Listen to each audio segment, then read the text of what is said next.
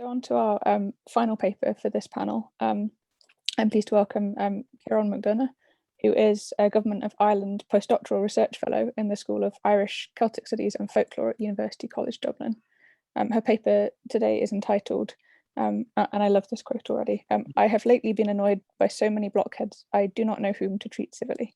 The Ordnance Survey of Ireland's folklore informants." Over to you.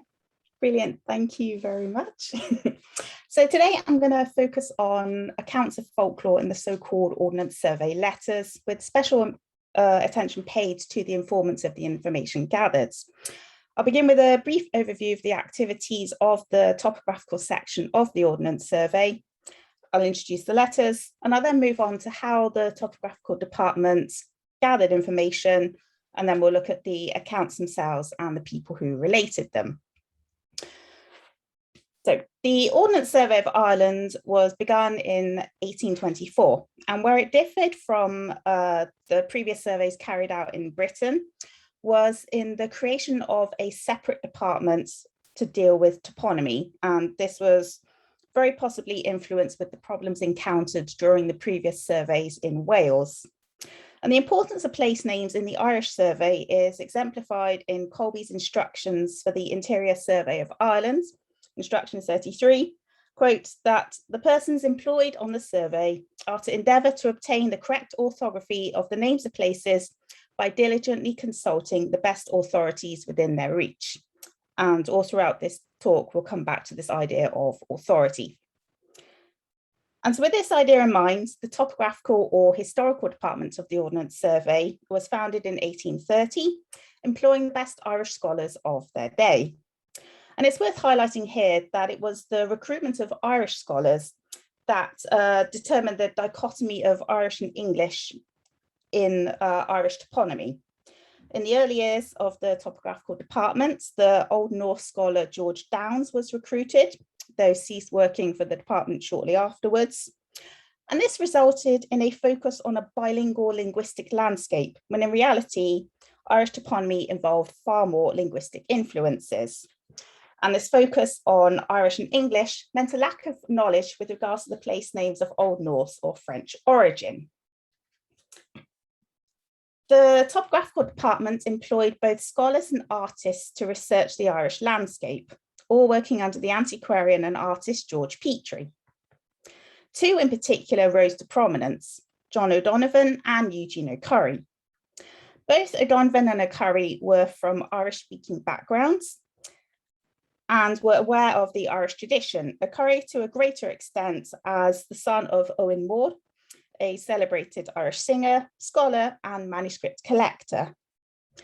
Patrick O'Keefe, a young scholar to whom O'Donovan had taught Irish, joined the department in 1831.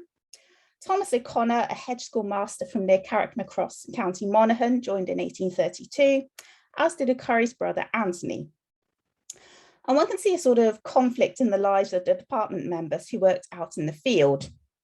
With the exception of O'Keefe, who is from Dublin, all of the researchers were from rural communities who had moved to the capital. They were all keenly aware of the tradition they came from, for example, the Irish literary tradition, the manuscript tradition, etc. Yet, as antiquarians, they sought to make their investigations into Ireland's past as scientific as they could. Thus, folklore was hard to reconcile to this idea. As part of the survey, they moved in the Anglophone world, but had been employed for their knowledge of Irish. And Dermot de Gilloin considers O'Donovan and O'Curry to be, quote, sympathetic to the native tradition, which aided the aims of the Topographical Department immensely. What are referred to as the Ordnance Survey Letters are the letters that John O'Donovan, Thomas O'Connor, Patrick O'Keefe, and occasionally Eugene O'Curry sent back to Dublin, usually to Thomas Larkham, from their work collecting place names and correcting those that the surveyors had previously collected. It also includes some letters from Larkham and Petrie back to O'Donovan. Incredibly detailed, hence the necessity to narrow our focus here.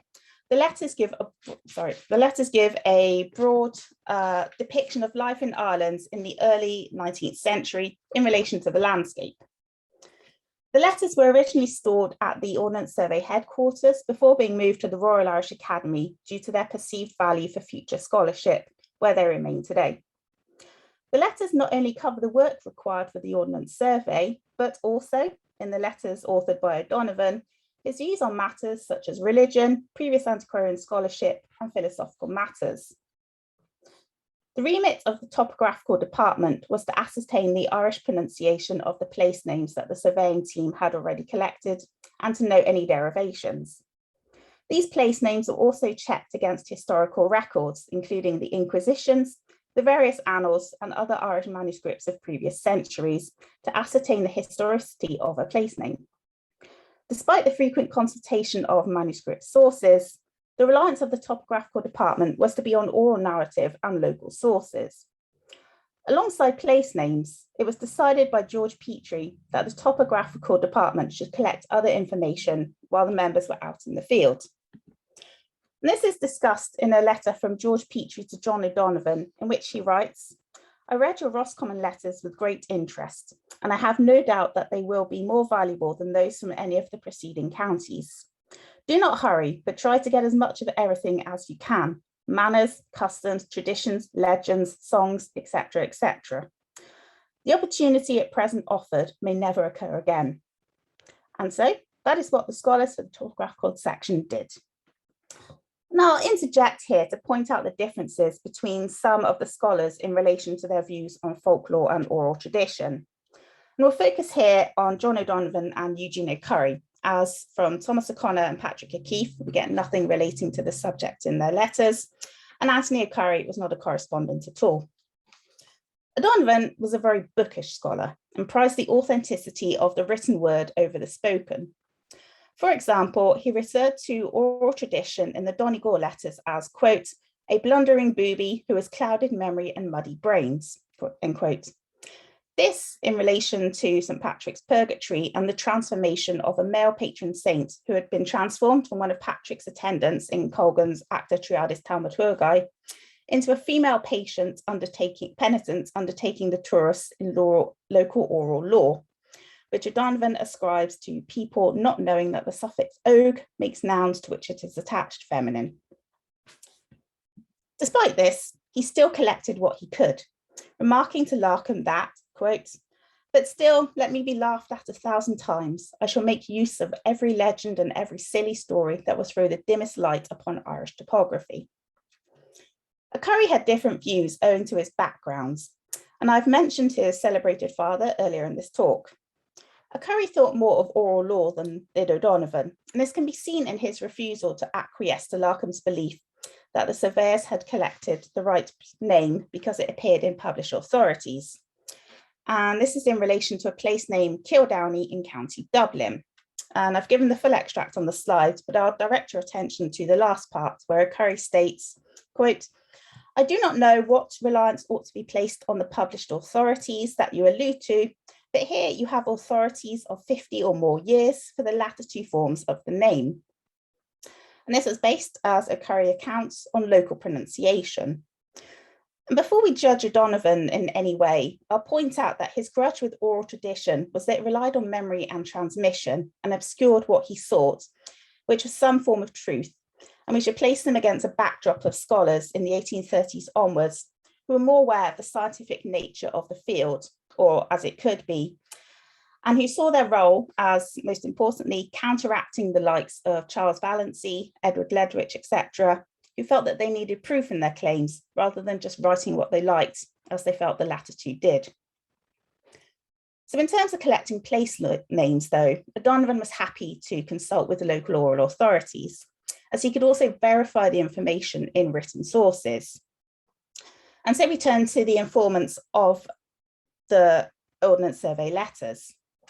Now, O'Donovan writes in a letter from Ballinasloe about his methodology in asserting place names, quote, "The best plan is to walk from one extremity of a parish to the other and inquire as I go along for the longest-headed old Milesians or Anglo-Normans who speak the Scotic tongue," end quote. Patrick O'Keefe had the same ideas in his survey work, describing in the Meath letters how he would ask for, quote, "an old native or resident who could speak Irish." This wasn't always the case, and sometimes O'Donovan would go to a senior figure in the community to inquire. The title of this talk, I have lately been annoyed by so many blockheads I do not know whom to treat civilly, comes from an encounter O'Donovan had in Rathfriland in County Down with a grumpy Presbyterian minister fed up with the surveyors knocking on his door. But we move away now from informants in general and turn to the folkloric ones. And I'll give you two accounts of meetings with supernatural beings, and I'll discuss their informants afterwards. And I've decided to focus on supernatural beings in living memory of the community, rather than saints' lore or the practice of patterns at holy wells, for brevity, and because it's more interesting for our present purposes. And I've also not looked at local storytellers relating stories from early Irish literature and how they link to the local landscape. For example, the numerous Labacha, Yemada agus Chronia that can be found all over the country. So I'll give you some fairies and a witch. The fairy account comes from the Roscommon Letters and is related during a visit to Rathcrogan, the ancient fort and supposed former home of Meddef of Connacht in Topographical. He relates that, quote, "This is a great district for fairies.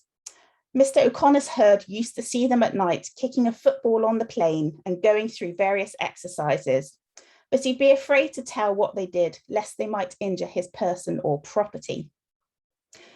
The Mr. O'Connor in question is a Matthew O'Connor, and if I mention that O'Donovan's letter was written in Ballinagar, you'll immediately be able to connect it with the illustrious family. Matthew was a great-grandnephew of the celebrated Charles O'Connor of Ballinagar, and O'Donovan sought on his arrival in Roscommon to find Charles's descendants, to find out lore about him, and as he assumed they would take after their ancestor. And he allowed for greatness to skip generations, as he thought it had done with Charles Oak, his grandson. So we can judge that we have a knowledgeable narrator and one who was probably familiar with tradition. He was more than likely to have been an Irish speaker, and as they conversed at Rathcrogan, was also probably familiar with early Irish literature.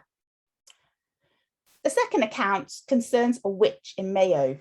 It's a lengthy one, but worth reproducing here. It concerns Ballintubber Abbey in the south of the county and is introduced after an anecdote about the founder of the abbey, Cathal Cleaveger Uchocho, Cathal the Red-Handed O'Connor, who was king of Connacht in the 12th and 13th centuries, is told to O'Donovan.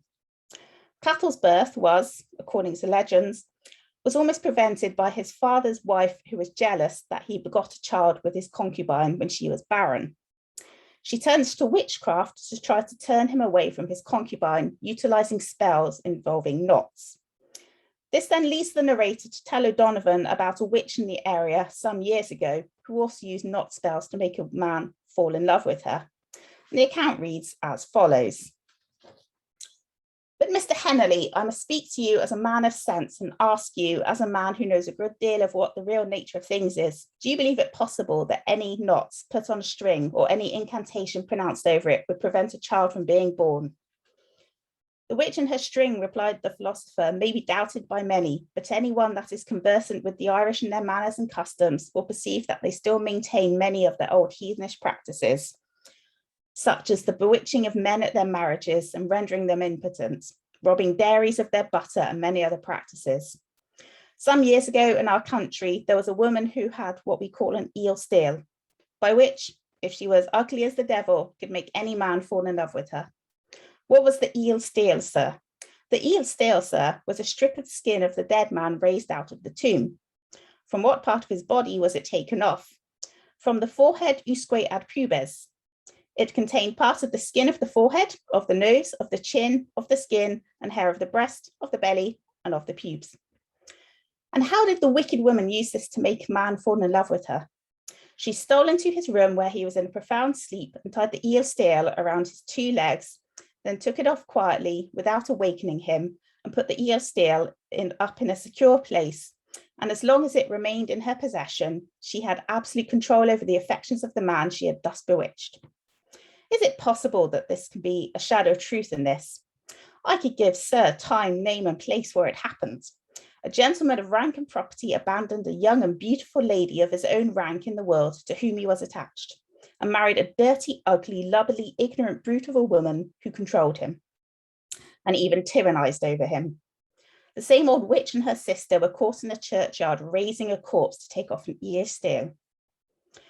The informant in this case was an elderly schoolmaster who kept a school in Ballintubber Abbey. Whereas in the fairy accounts, the anecdote was revealed seemingly only in relation to a discussion about the lands, in this instance, it is a historical anecdote about a witch, which inspires a retelling of a more contemporaneous account. While Mr. Henley claimed to know the personages involved in the more recent events, it is possible that the earlier events somewhat influenced the latter. This is not the only account in the letters of an earlier event being repeated shortly before the visit of the survey. In true O'Donovan fashion, he had some things to say about the backwards beliefs of the inhabitants of Glencolumkill. He wrote, "What their forefathers thought, believed, said and did 1,000 years ago, they think, believe, say and do at present. They are primitive beings who have but few points of contact with the civilized world. They hate, as indeed they should, the traveling preacher, and cling to the notions of their fathers with dignified independence. Social immobility seems to me the dominant trait in the character of these people, who live in what may be called the extreme brink of the world, far from the civilization of cities and the lectures of philosopher. We read with surprise O'Donnell's grave mention in the 16th century of Colum's servants having been killed by a demon, but we must listen with patience and sincerity to the tale of the peasant in the 19th, who declares with gravity and sincerity that one of his own acquaintances, not many years ago, was carried off body and soul by fairies or demons for his having been guilty of the crime of bigamy.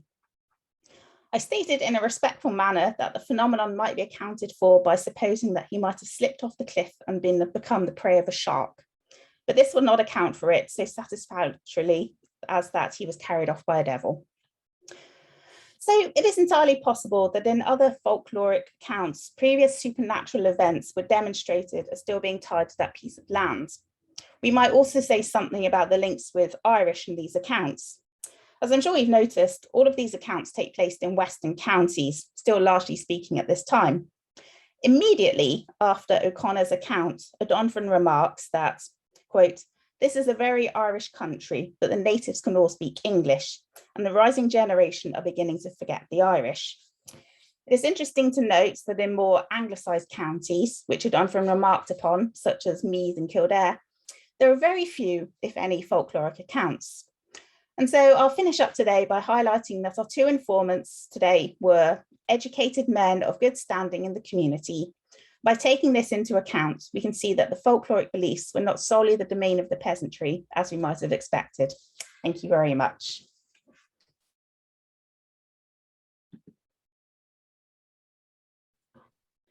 Fabulous. Thank you so much, Ciaran. Again, so a kind of digital applause from everyone for a really fascinating paper.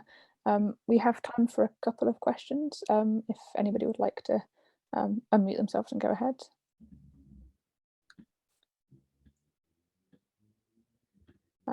I can jump in the meantime as well. I've wondered. It's interesting to think the quote that you use in the title. And I laugh saying it's a kind of entertaining one, but it sort of brings to mind the interesting thought of whether there is much evidence of kind of informants and people who are being regularly asked these kind of questions around place names. Is there any evidence of attempts to kind of frustrate or kind of mischievously provide false information? I'm not sure. I mean, and I think the problem with this is that I don't want to call O'Donovan an unreliable narrator, but that he, really didn't like his role of folklore collector. So that sometimes he'll provide something, and you can see, if you know about his character, that it's done very tongue in cheek, but it's just presented as broad fact on the page. I think it would be quite hard to kind of tell. I mean, I'm sure there must be some correspondence they've fed up with people trotting in and out that they've made up me like, sure, I'm looking at a fairy right now, that sort of anecdote. But yeah, no, there's got to be some in the letters. I just can't think of any coming to mind. As you say, the difficulty of identifying that in the record as well. Yeah. Fascinating. Thank you. Thank you. I think what comes out so much, isn't it, is that frustration between two completely different cultures in terms of, an urban scientific culture and an inherently rural communal culture. And that friction is in a lot of other places, but I think it's just so wonderfully defined in those quotes. So fascinating. Thank you. Yeah, no, it really is, and you can see kind of friction between all different areas of society all throughout the letters. So I think O'Donovan had remarked in one that he'd never come across any sectarian bigotry until he'd stepped foot into the north. And he was like, oh, I'm in the Black North. The blockhead quote, after that, they immediately start arguing about who's correct religious-wise, because, you know, he's a Presbyterian minister and he's like, well, you're going to hell. And he's like, no, you're going to hell. And, you know, there's that kind of toing and froing for several pages.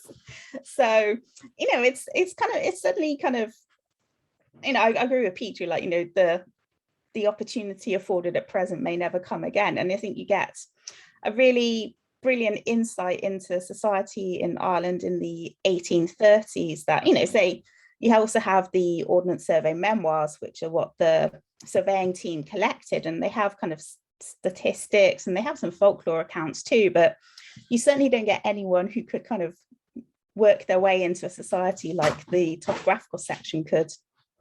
You mentioned at the beginning of your talk that the topographical section was developed on the back of problems that it encountered in Wales. Do you want to just explain a little bit about that, given the fact there are one or two Welsh colleagues here? Sure, yeah. I mean, I think the going up in the Irish case, they sent, as they had, I think previously in Wales, they kind of sent soldiers who, for the most part, didn't speak the language. So when you're in a community, no one spoke English.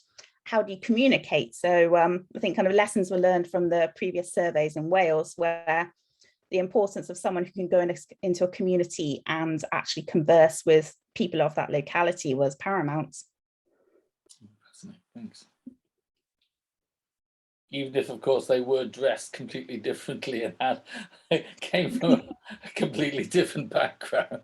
I love this idea of walking from one end of the village to the other, talking to any old crone you can find. Or something. Yeah, I mean, you'll stick out in other ways. You don't have to be wearing a red coat to be stick out like a sore thumb. Is that Claudia? Is that a hand up to ask a question? Go ahead. Yes, I think it's very interesting. As Steph said, the great divide between the rural and the urban, and I found, actually, I'm more familiar with the OS memoirs than what you've been discussing, but I found that they simply didn't seem to understand what they were walking into when they walked into a traditional house, and they're often tasked with describing the habitations of the poor, I think was one of the headings. And one of the things they kept saying was they have no beds. And well, of course people had beds. They folded up and turned into benches during the day, or they picked them up off the floor and reassembled them at night. So there was really a total lack of how people slept, and probably how they ate as well, which is a similar kind of rather temporary way without permanent furniture. So yeah, I like Steph's observation of that, and also the great class divide, you know, and perhaps a sense of superiority which makes them gloss over things which maybe we're more interested in than they were. Yeah, absolutely. I mean, I think as well, kind of picking up on the urban rural, you know, most of the topographical department, having grown up rurally, you know, they don't kind of remark on this so much, that, you know, because I suppose they'd be slightly more familiar. I think Eugene Curry grew up in a very kind of typical rural dwelling where, you know, there was often a conflict about were they buying a new cow or were they going to buy a manuscript, that sort of thing. So yeah. If to give one more chance, if nobody else has any other questions, then I would just, again, on behalf of everybody, like to thank all four speakers for a really fascinating panel, really interesting discussions as well afterwards. Much appreciated. I think a wonderful way to end the conference.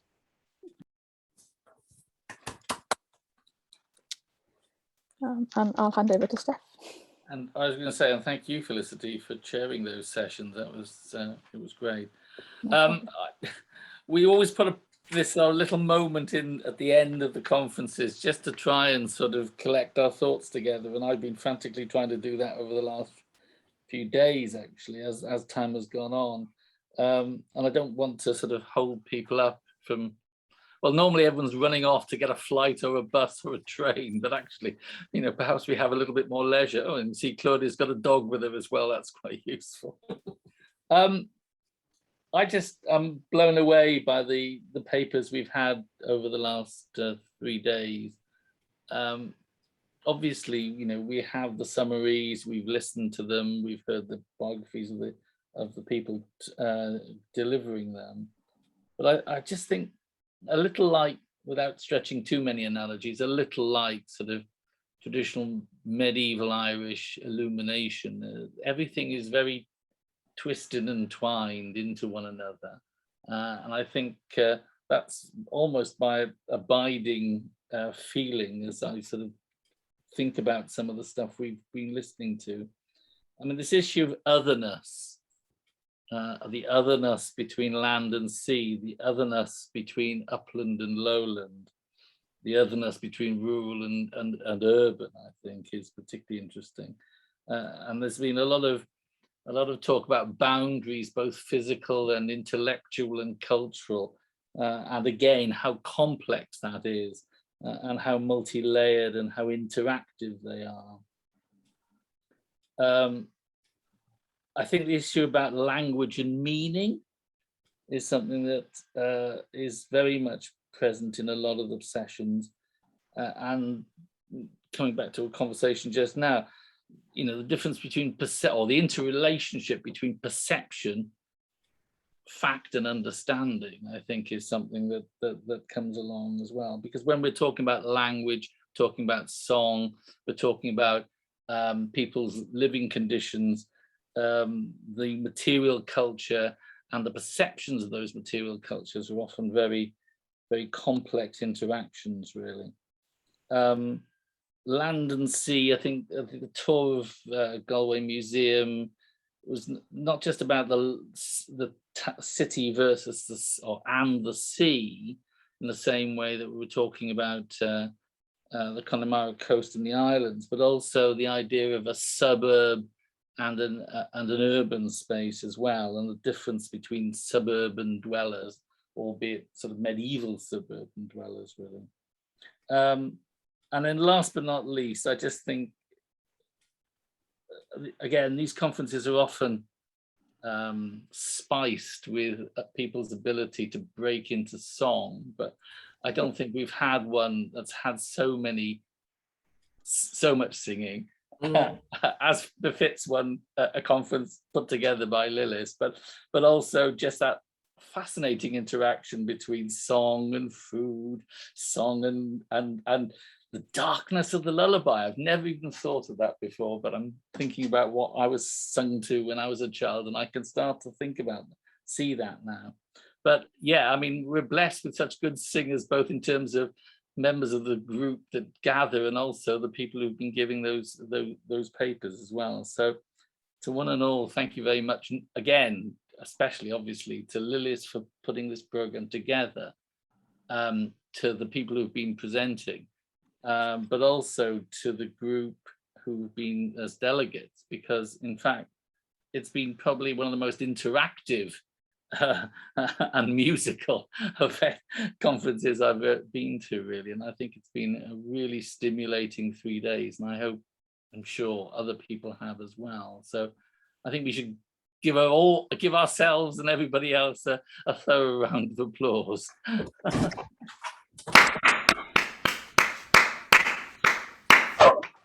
So Lilith, is there anything you want to say in terms of valedictions?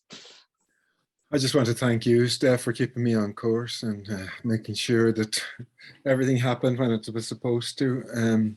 I really am grateful to you for that, because I could not have done this on my own, absolutely not. And although you're being very modest about your own contribution, I have to, on your behalf, say that you're absolutely essential to the success of the few days that we've had. And I'd just like to thank all the speakers.